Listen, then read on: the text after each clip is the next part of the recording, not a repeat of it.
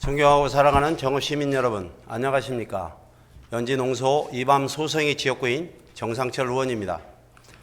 5분 발언의 기회를 주신 황희숙 부부장님을 비롯한 동료 의원님께 감사드립니다.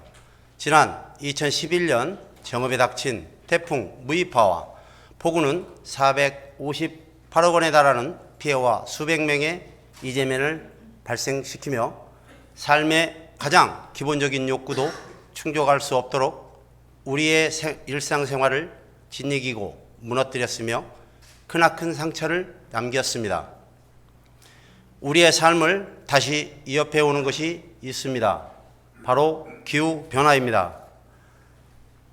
기후위기가 현실로 다가오며 재해가 점차 대형화, 다양화되고 폭염, 폭설, 강풍, 강우 등 도시 재해가 일상화되고 있다는 이야기입니다. 작년 여름 우리 한반도엔 115년 만에 기록적인 폭우가 쏟아졌습니다. 학자들은 이러한 비가 기후변화가 아니면 설명하기가 힘들다고 말합니다. 한편으로는 비가 적게 와 농가의 피해가 막심하다는 뉴스가 매년 들려오고 있습니다. 하지만 우리나라의 연평균 강수량은 꾸준히 증가하고 있으며 왜 비가 많이 오는데 가무는 것일까요? 바로 비가 내린 일수가 줄어서 그렇습니다.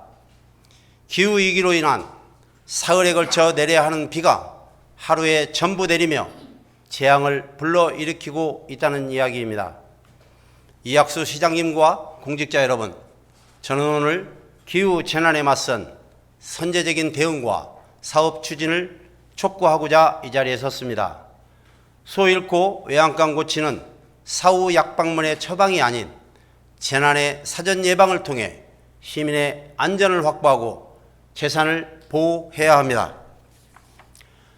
지난 2011년 우리 지역에서 발생한 수해는 명백한 인재였습니다.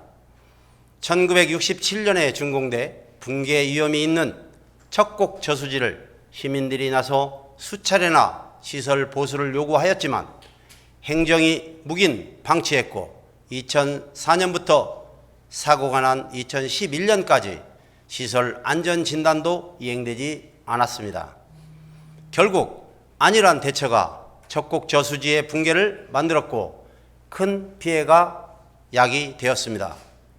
재난에 대한 선제적인 대응이 없다면 이러한 인재는 지속될 수밖에 없습니다. 이번 어린이날 연휴 사흘간 우리 정읍지역엔 81.3mm의 비가 내렸습니다. 이는 2011년 수해 당시 강수량 420mm의 5분의 1가량에 불과합니다.